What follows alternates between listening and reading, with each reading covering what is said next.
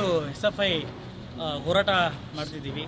ಏನು ವಿಷಯ ಅಂತಂದರೆ ಅತಿಥಿ ಉಪನ್ಯಾಸಕರನ್ನ ನೇಮಕ ಮಾಡ್ಕೊಳ್ಳದೆ ಇರ್ತಕ್ಕಂಥ ಸರ್ಕಾರ ಈಗಾಗಲೇ ರಾಜ್ಯಾದ್ಯಂತ 10,000ಕ್ಕೂ ಹೆಚ್ಚು ಅತಿಥಿ ಉಪನ್ಯಾಸಕರು ಹೋರಾಟ ಮಾಡ್ತಿದ್ದಾರೆ. ಅವರಿಗೆ ಪರ್ಮಿಟ್ ಮಾಡಬೇಕು ಅನ್ನೋಂಥದ್ದು ಮತ್ತು UGCಯ ಕೆಲವು ಗೊಂದಲಗಳಿಂದ ಅವರು ಇವತ್ತು ತರಗತಿಗಳನ್ನ ತೆಗೆದುಕೊಳ್ಳದೇ ಇರತಕ್ಕಂಥ ಪರಿಸ್ಥಿತಿ ಇದೆ.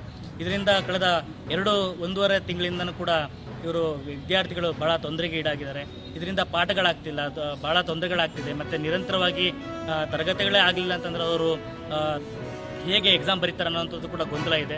ಮತ್ತು ಈಗಾಗಲೇ ಸರ್ಕಾರನೂ ಕೂಡ ಇದ್ರ ಬಗ್ಗೆ ಗಂಭೀರವಾಗಿ ಚಿಂತನೆ ಕೂಡ ಮಾಡ್ತಾ ಇಲ್ಲ ಅಂತೇಳಿ, ಮತ್ತು ಈಗಾಗಲೇ ಉಪನ್ಯಾಸಕರು ಕೂಡ ಕೋರ್ಟ್ಗೆ ಹೋಗಿದ್ದಾರೆ ಈ ಸಮಸ್ಯೆಗಳನ್ನ ಬಗೆಹರಿಸಬೇಕು ಅಂತೇಳಿ. ಆದರೆ ಸರ್ಕಾರಗಳು ಯಾವುದೇ ರೀತಿಯಾದಂಥ ಗಮನ ಹರಿಸದಲ್ಲಿ ವಿದ್ಯಾರ್ಥಿಗಳಿಗೆ ತೊಂದರೆ ಕೊಡ್ತಾ ಇದ್ದಾರೆ. 1.5 ತಿಂಗಳಾದ್ರೂ ಕೂಡ ಇನ್ನೂ ಕಾಲೇಜುಗಳಲ್ಲಿ ಪಾಠ ಆಗಲಿಲ್ಲ ಅಂತಂದರೆ ಎಂಥ ಪರಿಸ್ಥಿತಿ ಅಂತೇಳಿ. ಮತ್ತು ಈ ಒಂದೇ ಗೊಂದಲ ಅಲ್ಲ, UGC ಗೊಂದಲವನ್ನು ಕೂಡ ಪರಿಹಾರ ಮಾಡಬೇಕು ಅನ್ನೋಂಥದ್ದು. ಮತ್ತು ಡಿಗ್ರಿ ಕಾಲೇಜುಗಳಲ್ಲಿ ಇರ್ತಕ್ಕಂಥ ಎಲ್ಲ ಪರ್ಮನೆಂಟ್ ಲೆಕ್ಚರ್ಗಳನ್ನು ಕೂಡ ಸರ್ಕಾರ ನೇಮಕ ಮಾಡ್ಕೋಬೇಕು ಅನ್ನೋಂಥದ್ದು ಕೂಡ SFIನ ಆಗ್ರಹ ಆಗಿದೆ. ಆದರೆ ಸರ್ಕಾರಗಳು ತೀವ್ರವಾಗಿ ಇವುಗಳನ್ನೆಲ್ಲ ಯಾವುದೇ ರೀತಿಯಾದಂಥ ಗಮನ ಹರಿಸ್ದಲೇ ಅಥವಾ ಉಪನ್ಯಾಸಕರನ್ನು ನೇಮಕ ಮಾಡ್ಕೊಳ್ಳದಲ್ಲೇ ಉದ್ದಟತನದ ಉತ್ತರಗಳನ್ನ ಕೊಡ್ತಾ ಇದ್ದಾರೆ ಅಂತೇಳಿ. ದಯವಿಟ್ಟು ಇವತ್ತು ಮಾನ್ಯ ಮುಖ್ಯಮಂತ್ರಿಗಳು ಮತ್ತು ಶಿಕ್ಷಣ ಸಚಿವರು ಇದ್ರ ಬಗ್ಗೆ ಹೆಚ್ಚು ಗಮನ ಹರಿಸಬೇಕು. ಮತ್ತು ಉನ್ನತ ಶಿಕ್ಷಣ ಸಚಿವರು ಕೂಡ ಇದ್ರ ಬಗ್ಗೆ ಗಮನ ಹರಿಸಿ ಏನು ಪರ್ಮನೆಂಟ್ ಆಗಿ ಲೆಕ್ಚರ್ಸ್ನ ತಗೊಳ್ಬೇಕು ಮತ್ತು ಅತಿಥಿ ಉಪನ್ಯಾಸಕರ ಸಮಸ್ಯೆಗಳನ್ನು ಕೂಡ ಬಗೆಹರಿಸಬೇಕು. ಮತ್ತು ವಿದ್ಯಾರ್ಥಿಗಳಿಗೆ ಕಾಲೇಜುಗಳಿಗೆ ಬಂದು ಪಾಠ ಮಾಡುವಂಥ ವಾತಾವರಣ ಮತ್ತೆ ಸೃಷ್ಟಿಯಾಗಬೇಕು. ವಿದ್ಯಾರ್ಥಿಗಳ ಸಮಸ್ಯೆಗಳನ್ನ ಬಗೆಹರಿಸಬೇಕು ಅನ್ನೋಂಥದ್ದು SFIನ ಆಗ್ರಹ ಆಗಿದೆ. ಈ ರೀತಿಯಾದಂಥ ಸಮಸ್ಯೆಗಳನ್ನ ಸರ್ಕಾರ ಬಗೆಹರಿಸಲಿಲ್ಲ ಅಂತಂದರೆ SFI ಮುಂದಿನ ದಿನಗಳಲ್ಲಿ ಗುರುವಾರದಂಥ ಹೋರಾಟ ಮಾಡ್ತೀವಿ ಅನ್ನೋಂಥ ಎಚ್ಚರಿಕೆನ ಸರ್ಕಾರಕ್ಕೆ ಕೊಡ್ತಾ ಇದ್ದೀವಿ. ರಮೇಶ್, ಹಾಸನ ಜಿಲ್ಲಾ ಕಾರ್ಯದರ್ಶಿ SFI. ಸರ್, ಈಗ ಒಂದು ನಿಮಿಷ ಕೇಳಿ ಸರ್.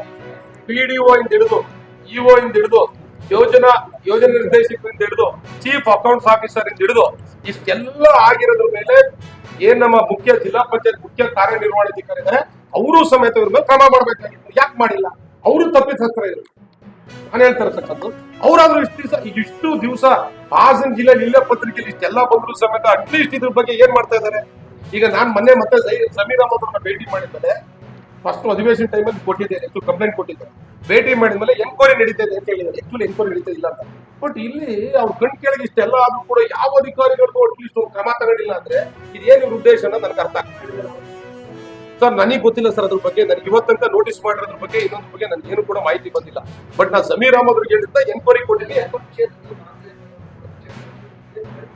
ಹೌದು, ಆಗಿರ್ಬೋದು, ನಂಗೆ ಗೊತ್ತಿಲ್ಲ, ಆಗಿರ್ಬೋದು.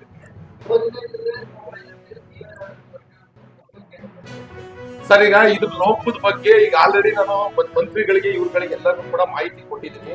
ಇವ್ರ ಬಗ್ಗೆ ಎನ್ಕ್ವೈರಿ ಮಾಡಿ ಇದ್ರಲ್ಲಿ ಆಗುಮುಖಗಳು ಏನಿದೆ ಅನ್ನೋದು ನೋಡಿ ತಿಳ್ಕೊಂಡು ನಾವು ಕೇಂದ್ರ ಸರ್ಕಾರಕ್ಕೂ ಅದು ಇನ್ನೊಬ್ರಿಗೂ ಈ ರೀತಿ ಆದ್ರೆ ಈ ರೀತಿ ಮಾಡ್ಬೋದು ಅಂತಕ್ಕಂಥದ್ದು ಹೇಳ್ಬೋದು. ಬದಲೇ ಇರ್ತಕ್ಕಂಥದ್ದು ಯಾರಾದ್ರೂ ಯಾರ್ಯಾರು ತಪ್ಪು ಮಾಡಿದ್ರೆ ಎಲ್ಲರ ಮೇಲೆ ಕ್ರಮ ಆಗಲಿ.